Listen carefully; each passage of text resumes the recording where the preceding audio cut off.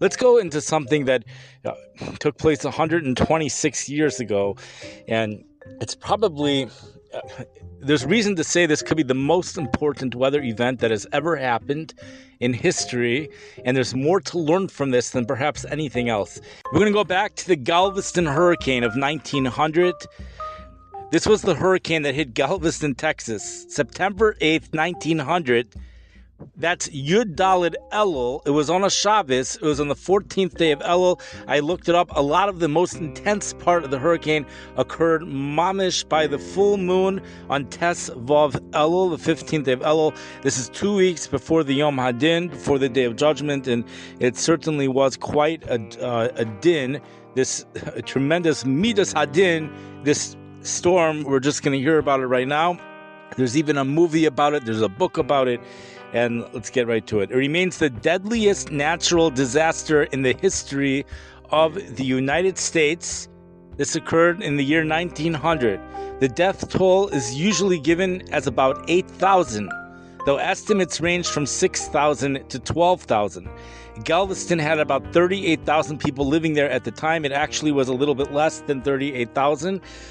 That's how many people were living in Galveston. In 1900, Galveston was a major city. It was the fourth largest city in Texas. It was called the New York of the Gulf.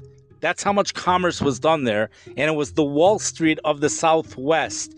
It also was an immigration port, and it actually greatly intensified its usage for immigration after the hurricane, which we're going to hear about in just a second. Cotton moved through there. Ships came in from Liverpool, Hamburg, and Marselle. It had banks, hotels, electric streetcars, an opera house, a medical college, and it was a major port and a wealthy city. Not only that, Galveston, Texas is called the city of firsts because a lot of the very first things that ever happened in Texas happened in Galveston, Texas. For example, electric street lights. The first city to get that in Texas was Galveston. Also, what we just mentioned, the electric street car, that's referring to the trolley system, and it was the first city in Texas to have trolleys. It was not the first city in the United States to have it. They had it, according to one source, in the 1880s. I saw 1883, which actually makes it pretty, very early on. But another source said 1891. So it sat on a barrier island. That's where it sits, where the highest point is only, at this time, in the year 1900, it was only about 8.7 feet above sea level. Galveston, Texas has been in my vocabulary for a very long time. I think it was ever since the 1990s, at least the 2000s though, because of super high dew points. Again, anytime if you see a dew point of 80 degrees or higher on the map here in the United States, it sticks out like anything because it's not a common thing. And, we know on the Gulf Coast, dew points go into the 70s. It's hard to find dew points in the 80s. Back in the day, I got my weather information from calling different national weather services and listening to the current conditions. Back in the day, it was done by human voice. It eventually turned into robots. But either way, I got to hear what the dew points were for various cities.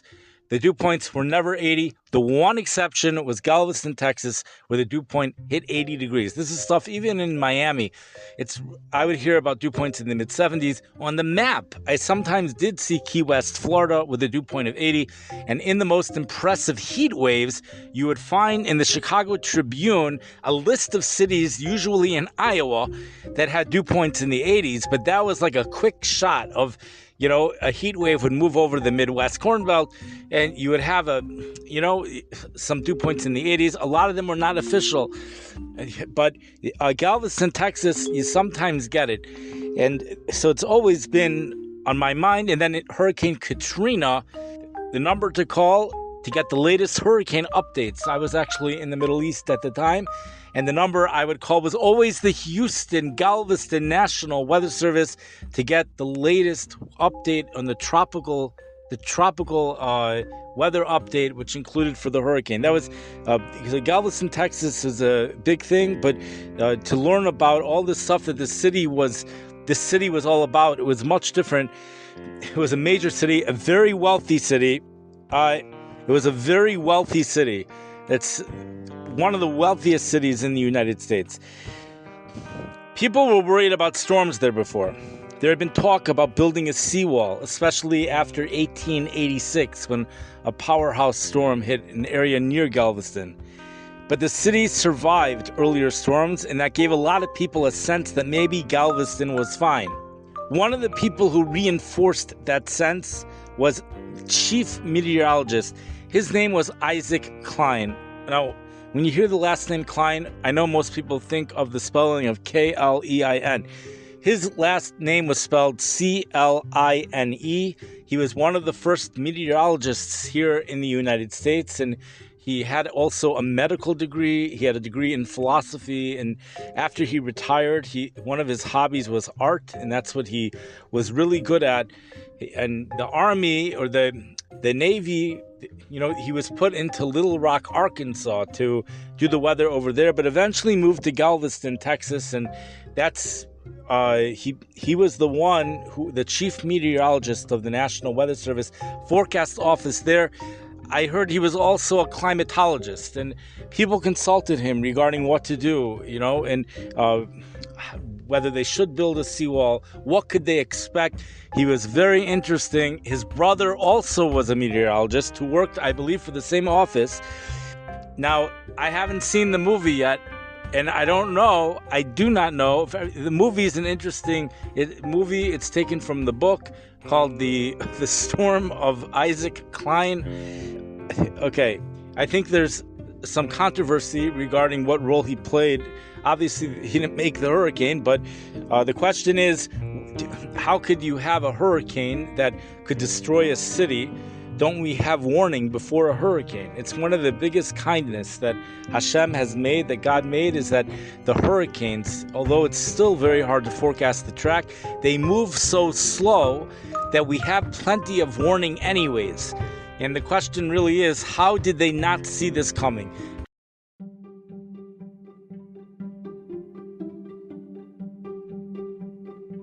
In 1891, in the Galveston Daily News, it was July 15th and 16th, published under the subheading Record of 20 Years, the Texas coast not liable to serious damage, rested on 4 claims: the eye wall, great disasters, and Heidorn, Heidorn. Hurricanes curve away before they reach Texas. This was his main argument. That was a quote. Hurricanes curve away before they reach Texas. This was his main argument. And Cline wrote that West Indies hurricanes generally turn to the northeast and touch east of the 87th meridian, somewhere on the coast of Florida, or pass northward to the east of the continent in the Atlantic Ocean. He believed the coast of Texas is, according to the general laws of the motion of the atmosphere, exempt from West Indies hurricane. Now, the source for that it's called the History Bandits. The reasoning behind this was the actual physics of a real phenomenon called recurvature.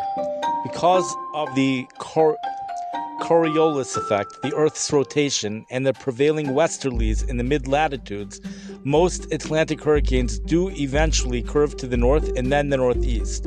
Many Cape Verde storms that form near Africa, and I think I'm pronouncing it right, the Verde, track west across the Atlantic, then curve up through the Caribbean or off the U.S. East Coast, and then out to sea. Cline looked at 20 years of storm tracks and concluded this was a near universal law. This is where he went wrong.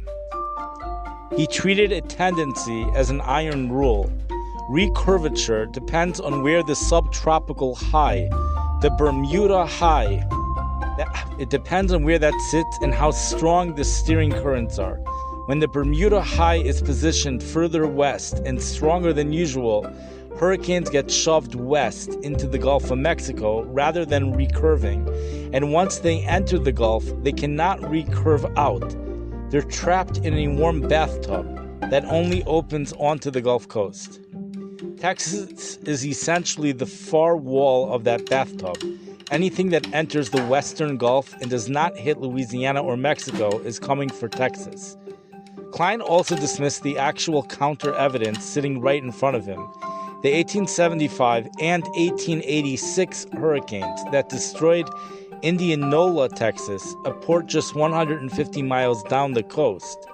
Indianola was wiped so completely off the map by those two storms that it was never rebuilt. It's a genuine American ghost town today. Cline waved this away as abnormal and accidental. That is a textbook case of forcing data to fit a theory rather than updating the theory. There actually was a little bit more to that, but let's go on to the next thing. Shallow waters break up storm surge. Cline argued that the shallow slope of the Gulf shelf off Galveston would, quote, fragment any incoming surf, end quote, and cause storm waves to break harmlessly offshore. Now this is where he went wrong, and this is the most tragic mistake. He confused wind waves with storm surge. Wind waves do break in shallow water, but storm surge is a completely different thing. It's a wall of ocean water being pushed up by hurricane winds and low pressure. When that wall of water hits shallow areas, the water has nowhere to go except up. Shallow water does not dissipate surge, it actually amplifies it. So when it's part of the storm surge, the shallow water actually makes it worse. That shelf, that shallow, whatever the technical term is, that shallow shelf outside Galveston for dozens of miles, that amplifies that. But if the water is rising because of wind, then it actually does act as a seawall. This is exactly why the Gulf Coast produces the highest storm surges in the world. For example, Katrina's 28-foot surge in Mississippi, Hurricane Ike's 20-foot surge back in Galveston in 2008. The physics work the opposite of what Cline believed, and we just explained why that's where he made that mistake. It has to do with whether the waters are rising due to wind or because of storm surge. The third thing is any surge will just spill past us into the bay and the mainland. Cline wrote, this is a quote, "There's too large a territory to the north which is lower than the island, over which the water may spread. It would be impossible for any cyclone to create a storm wave which could materially injure the city." Again, there's too large a territory to the north, which is lower than the island, over which the water could spread. So that means that the water has plenty other areas to go before it would hit Galveston. His mental model was of a wave that hits the island, slashes over it, and drains into Galveston Bay and the prairie beyond. He pictured Galveston as a speed bump. This is where he went wrong. A storm surge is not a single wave that passes and drains. It's a sustained elevation of the sea surface that can last many hours. The water keeps coming as long as the hurricane is pushing it. On September 8, 1900, the surge peaked around 18 feet on an island whose highest natural point was only about 8.7 feet. Every square foot of Galveston went underwater and stayed underwater for hours. The drainage into the bay, quote-unquote, theory assumes a temporary overflow. The reality was total submersion. Now, by the way, that term overflow was something that a lot of the people there, that term was used when things would start to flood. They would say, oh, this is another overflow, but it will go away. And that's part of, I think, what misled them. And number 4, hurricanes that reach Texas are weak. That's what he said. Cline added that even the storms that did make it to Texas were weak storms. Now, this is where he went wrong. He was cherry picking. The 1875 and 1886 Indianola storms were not weak. He simply defined them as anomalies. In his article, he did not even mention the hundreds who died in those two storms. He compared the property damage instead to a single tornado in Louisville, Kentucky. Sea surface temperatures off the Texas coast in late summer regularly hit 84 to 88 degrees, well above the 79-degree threshold that hurricanes need. Regarding that threshold, sometimes you'll hear 80, sometimes you'll hear 77. This is the first time I'm seeing 79. I think 79 is probably the more accurate number, but there are exceptions to the rule. There have been hurricanes that developed in much cooler water. One of them was a big shockaroo, which there's an episode I did on. Okay, the loop current brings warm Caribbean water directly into the Gulf, and it often sheds warm core eddies that drift toward Texas. These are hurricane rocket fuel. They're what let Katrina, Rita, Harvey, and Ian rapidly intensify. The Gulf has no cold pool that would systematically weaken approaching storms. There's no equivalent of the cold Labrador current, and I don't know if I'm pronouncing that right, but that helps knock down storms approaching New England. The shallow continental shelf, you're picturing, the shallow continental shelf, which we're saying could be protective at times, is actually a storm surge multiplier. So geographically, Galveston's location is the Western Gulf, warm, shallow water, low barrier island. It makes it one of the most hurricane-exposed places in North America, not one of the safest. Since 1900, Galveston has been hit hard by Carla in 1961, Alicia 1983, Ike 2008, and Harvey in 2017. So the question is, so why did he say it? He's a very smart person. So there's different reasons that were given as to why he said what he said. Okay, first of all, it was genuine science, but it was incomplete. Recurvature is a real thing. Shallow water wave breaking is real. So Cline took real 19th century meteorological principles and overgeneralized them into an impossibility proof. He was building on the best data available, 20 years of tracks, but 20 years is a very short climatological sample. I mean, you have to realize this whole thing was new. The weather thing was new. Slavery ended 1861. The Weather Bureau wasn't established until at least the mid-1800s. The physics of storm surge was simply not well understood in 1891. The wind wave versus surge distinction had to wait until the 20th century. The second thing is, people say that there was motivated reasoning, maybe consciously, maybe subconsciously. Galveston in 1891 was booming. The wealthy port did not want to hear that it needed a seawall. Cline was asked by the newspaper for his opinion after a seawall was being publicly debated. He gave the answer the city wanted, and it made him a local hero. It's very hard when you're the town's leading scientist and everyone is congratulating you on your reassurance to keep updating your priors. Eric Larson's Isaac Storm essentially argues Cline built his career on a confident wrong answer. The Weather Bureau's institutional arrogance. Okay, that's what some say it was. We'll just read this for a second. Cline's boss, Willis Moore, ran a bureau that had banned the word hurricane, as we spoke about. You were not allowed to use that word in telegrams because they wanted to avoid public panic, and had cut off communication with Cuban meteorologists who were actually better at tracking Caribbean storms than the Americans were. Cuban forecasters saw the 1900 storm heading into the Gulf and tried to warn the U.S., but the Bureau blocked their telegrams. Cline was working inside a system that had institutionalized the belief that Cuban and Caribbean expertise was not what they were going to rely upon. And the bitter irony is Cline literally wrote in 1891, this was the quote, "The opinion held by some who are unacquainted with the actual conditions of things, that Galveston will at some time be seriously damaged by some such disturbance, is simply an absurd delusion and could only have its origin in the imagination and not from reasoning." Pretty powerful.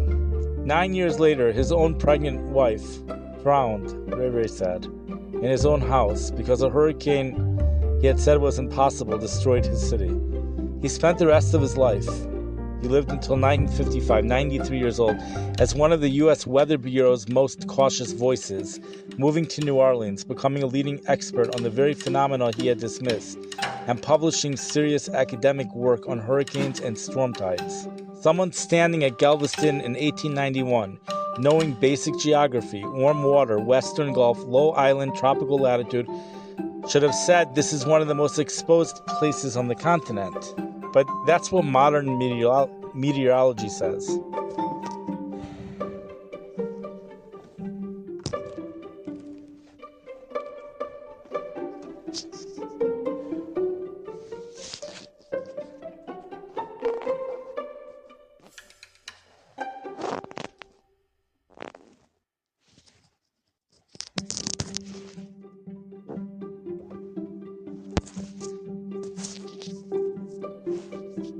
Now, Cline had a special report that he wrote on the Galveston Hurricane of September 8, 1900, and it was published in the Monthly Weather Review in September 1900 and archived by the National Weather Service Heritage Program. And here's a few things worth flagging. He describes the island's geography in detail. The report opens with a careful description of Galveston Island's dimensions, the shallow bay and the low mainland.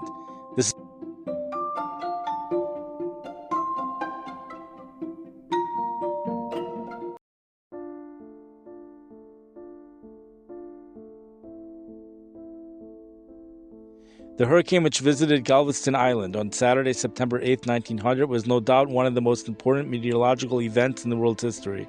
The ruin which it wrought beggars description, and conservative estimates place the loss of life at 6,000. A brief description of Galveston Island will not be out of place as introductory to the details of this disaster. It is a sand island about 30 miles in length and 1.5 to 3 miles in width. The course of the island is southwest to northeast, parallel to the southeast coast of the state. The city of Galveston is located on the east end of the island. To the northeast of Galveston is Bolivar Peninsula, a sand spit about 20 miles in length and varying in width from 1/4 of a mile to about 3 miles. Inside of Galveston Island in Bolivar Peninsula is Galveston Bay, a shallow body of water with an area of nearly 500 square miles. The length of the bay along shore is about 50 miles, and its greatest distance from the Gulf Coast is about 25 miles. The greater portion of the bay lies due north of Galveston. That portion of the bay which separates the island west of Galveston from the mainland is very narrow, being only about 2 miles in width in places, and discharges into the Gulf of Mexico through San Luis Pass. The main bay discharges into the Gulf between the jetties, the south one being built out from the northeast end of Galveston Island and the north one from the most southerly point of Bolivar Peninsula. The channel between the jetties is 27 to 30 feet in depth at different stages of the tide.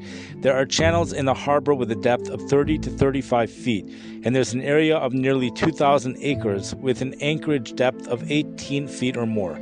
The mainland for several miles back of the bay is very low. In fact, much of it is lower than Galveston Island, and it is so frequently overflowed by high tide that large areas present a marshy appearance. These are in brief the physical conditions of the territory devastated by the hurricane. The usual signs which usually happen when a hurricane approaches were not present in this case. The brick dust sky was not in evidence to the smallest degree. This feature, which has been distinctly observed in other storms that have occurred in this section, was carefully watched for both on the evening of the 7th and the morning of the 8th. There were cirrus clouds moving from the southeast during the forenoon of the 7th, but by noon only alta stratus from the northeast were observed. About the middle of the afternoon, the clouds were divided between cirrus altostratus and cumulus, moving from the northeast. A heavy swell from the southeast made its appearance in the Gulf of Mexico during the afternoon of the 7th. The swell continued during the night without diminishing, and the tide rose to an unusual height when it is considered that the wind was from the north and northwest. About 5 a.m. of the 8th, Mr. J.L. Cline, who was his brother, he says, called me, which means he called Isaac, and stated that the tide was well up in the low parts of the city and that we might be able to telegraph important information to Washington. He was having been on duty until nearly midnight, was told to retire and I would look into conditions. I drove to the Gulf, where I timed the swells, and then proceeded to the office and found that the barometer was only 1/10 of an inch lower than it was at the 8 p.m. observation of the 7th. I then returned to the Gulf, made more detailed observations of the tide and swells, and filed the following telegraph addressed to the central office at Washington. Unusually heavy swells from the southeast, intervals of 1 to 5 minutes, overflowing low places, south portion of city, 3 to 4 blocks from beach, such high water with opposing winds never observed previously. Broken stratus and stratocumulus clouds predominated during the early forenoon of the 8th, with the blue sky visible here and there. Showery weather commenced at 8:45 a.m., but dense clouds and heavy rain were not in evidence until about noon, after which dense clouds with rain prevailed. The wind during the forenoon of the 8th was generally north, but oscillated at intervals of from 5 to 10 minutes between northwest and northeast, and continued so up to 1 p.m. After 1 p.m., the wind was mostly northeast, although as late as 6:30 p.m., it would occasionally back to the northwest for 1 or 2 minutes at a time. The prevailing wind was from the northeast until 8:30 p.m., when it shifted to the east, continuing from this direction until about 10 p.m. After 10 p.m., the wind was from the southeast, and after 11 p.m., the prevailing direction was from the south or southwest. The directions after 11 p.m. are from personal observations. A storm velocity was not attained until 1 p.m., after which the wind increased steadily and reached a hurricane velocity about 5 p.m. The greatest velocity for 5 minutes was 84 miles per hour at 6:15 p.m., with 2 minutes at the rate of 100 miles per hour. The wind instrument blew away at this time, and it is estimated that prior to 8 p.m., the wind attained a velocity of at least 120 miles per hour.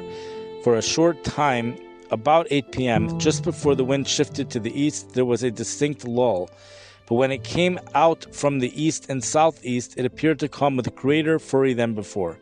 After shifting to the south at about 11 p.m., the wind steadily diminished in velocity, and at 8 a.m. on the morning of the 9th, was blowing at the rate of 20 miles per hour from the south. The barometer commenced falling. It started falling on the afternoon of the 6th and continued falling steadily but slowly up to noon of the 8th, when it read 29.42.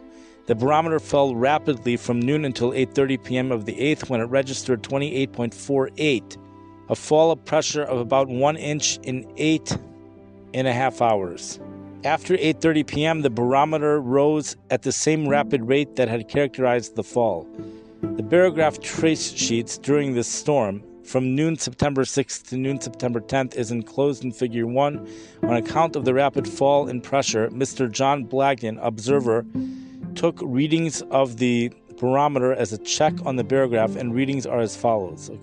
These readings confirm the low pressure shown by barograph and indicate the greatest intensity of the hurricane.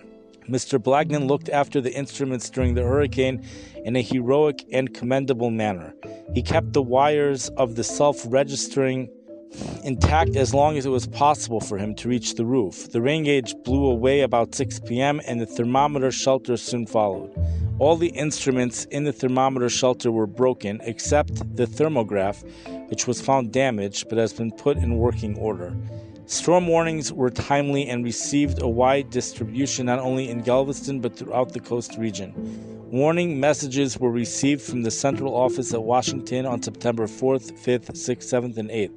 The high tide on the morning of the 8th, with storm warning flying, made it necessary to keep one man constantly at the telephone giving out information. Hundreds of people who could not reach us by telephone came to the Weather Bureau office seeking advice.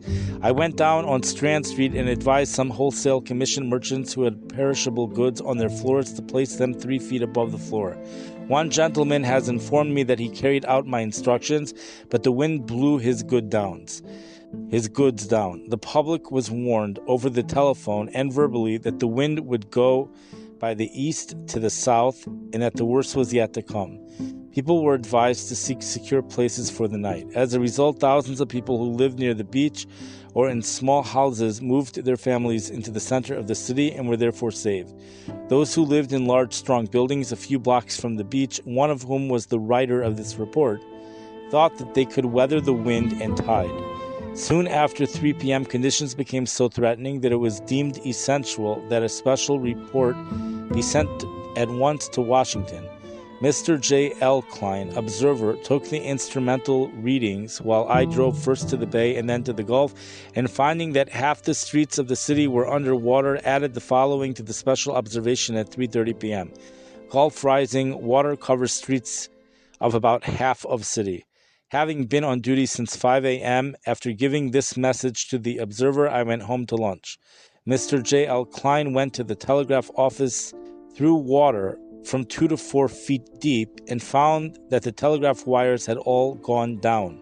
He then returned to the office and by inquiry learned that the long-distance telephone had one wire still working to Houston, over which he gave the message to the Western Union Telegraph Office at Houston to be forwarded to the central office at Washington.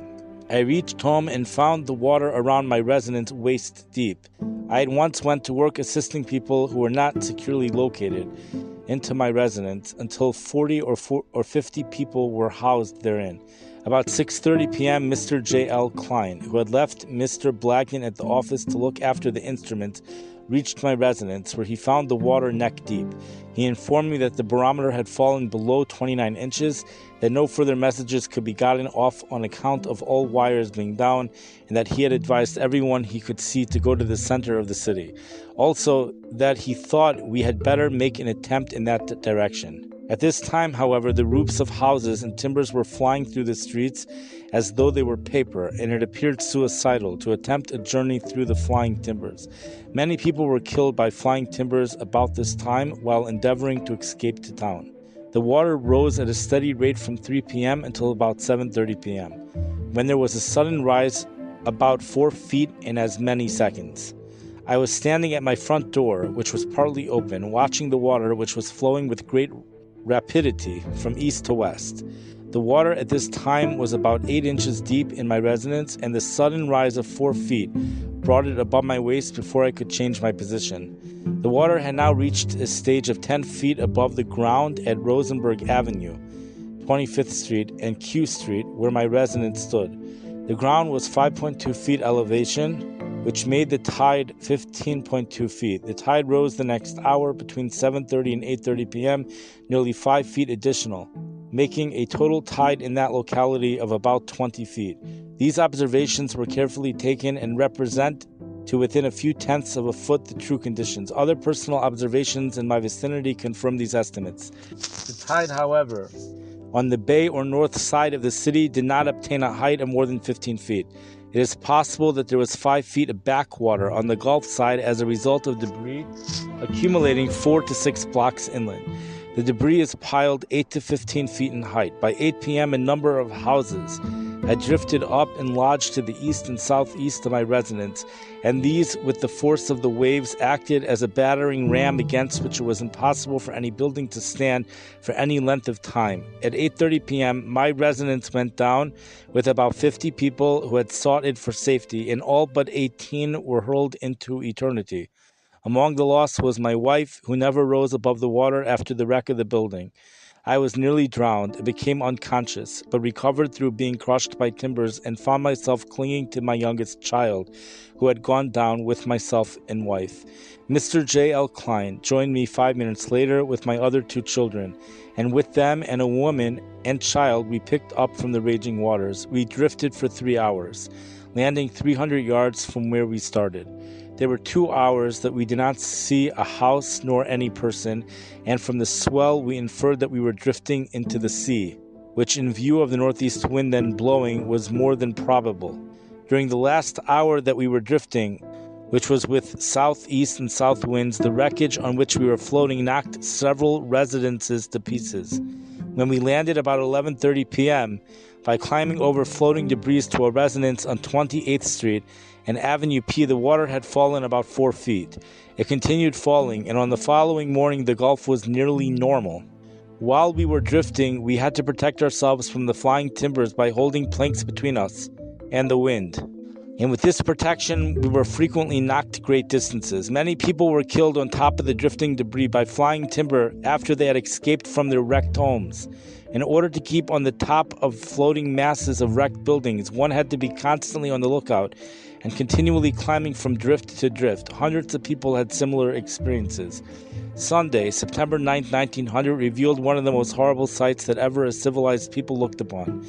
About 3,000 homes, nearly half the residence portion of Galveston, had been completely swept out of existence, and probably more than 6,000 people had passed from life to death during that dreadful night. The correct number of those who perished will probably never be known, for many entire families are missing. Where 20,000 people lived on the 8th, not a house remained on the 9th, and who occupied the houses may, in many instances, never be known. On account of the pleasant Gulf breezes, many strangers were living temporarily near the beach, and the number of these that were lost cannot yet be estimated. He enclosed a chart, figure 2, which shows by shading the area of total destruction. 2 charts of this area have been drawn independently, one by Mr. A.G. Yuans, inspector for the local board of underwriters, and the other by him and Mr. J.L. Cline. The 2 charts agree in nearly all particulars, and it is believed that the chart enclosed represents the true conditions as nearly as it is possible to show them. That portion of the city west of 45th Street was sparsely settled, but there were several splendid residences in the southern part of it. Many truck farmers and dairymen lived on the west end of the island, and it is estimated that half of those were lost, as but very few residences remained standing down the island. For 2 blocks inside the shaded area, the damage amounts to at least 50% of the property. There is not a house in Galveston that escaped injury, and there are houses totally wrecked in all parts of the city. All goods and supplies not over 8 feet above floor were badly injured, and much was totally lost. The damage to buildings, personnel, and other property in Galveston County is estimated at about $30 million. The insurance inspector for Galveston states that there were 2,636 residences located prior to the hurricane in the area of total destruction, and he estimates 1,000 houses totally destroyed in other portions of the city, making a total of 3,636 houses totally destroyed. The value of these buildings alone is estimated at $5,500,000. I believe that's $16.7 million in today's money, but I have to look that up. You know what? It's probably much higher, actually. The grain elevators, which were full of grain, suffered the smallest damage. Ships have resumed loading, and work is being rushed day and night. The railroad bridges across the bay were washed away, but one of these has been repaired, and direct rail communication with the outside world was established within 11 days after the disaster. Repairs and extensions of wharves are now being pushed forward with great rapidly.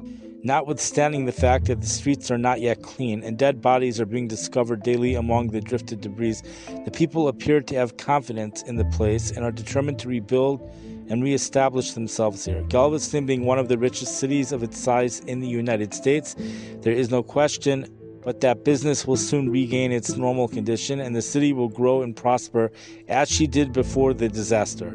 Cotton is now coming in by rail from different parts of the state and by barge from Houston. The wheels of commerce are already moving in a manner which gives assurance for the future. Improvements will be made stronger and more judiciously. For the past 25 years, they have been made with the hurricane of 1875 in mind.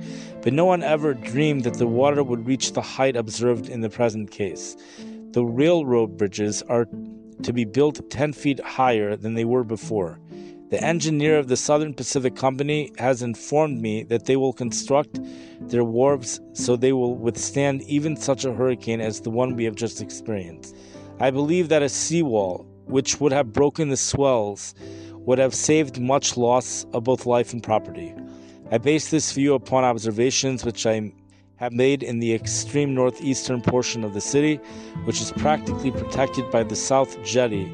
This part of the city did not suffer more than half the damage that other similarly located districts without protection sustained. From the officers of the U.S. engineer Pagano, I learned that the wind at the mouth of the Brazos River went from north to southwest by way of west. This shows that the center of the hurricane was near Galveston, probably not more than 30 miles to the west. The following towns have suffered great damage, both in the loss of life and property: Texas City, Dickinson, Lamarck, Hitchcock, Acardia, Alvin, Manuel, Brazoria, Columbia, and Wharton. Other towns further inland have suffered, but not so seriously. The exact damage at these places cannot be ascertained. A list of those lost in Galveston, whose names have been ascertained up to the present time, contained 3,536 names. That was written September 23, 1900. And then there's a letter of praise to Cline from Washington. It says, to Dr. Isaac M. Cline, local forecast official and section director, Weather Bureau, Galveston, Texas. I desire to most highly commend you and your two assistants, Messrs. Joseph L. Cline and John D. Blagden, for your heroic devotion to duty on the occasion of the hurricane that devastated Galveston on September 8, 1900. The record shows that you were all alert and vigilant from the time the first notice of the storm was received, making frequent observations of the instruments and the weather conditions and disseminating warnings, and that under great personal peril, you remained at your posts as long as your services were of any value, performing all duties efficiently and intelligently. That Mr. Blagden, with great skill and courage, kept the wind recording instruments intact as long as it was possible to do so, and took 10-minute readings of the barometer as a check on the barograph during the most dangerous period of the storm, from 5 to 8:10 p.m. of the 8th. That Mr. Joseph L. Cline, after being on duty until midnight of the 7th, performed faithful and valiant service during the 8th, and after telegraphic communication was cut off, succeeded with great effort in sending by telephone a message to the central office containing a special observation, the last message sent out from the doomed city on that fateful day,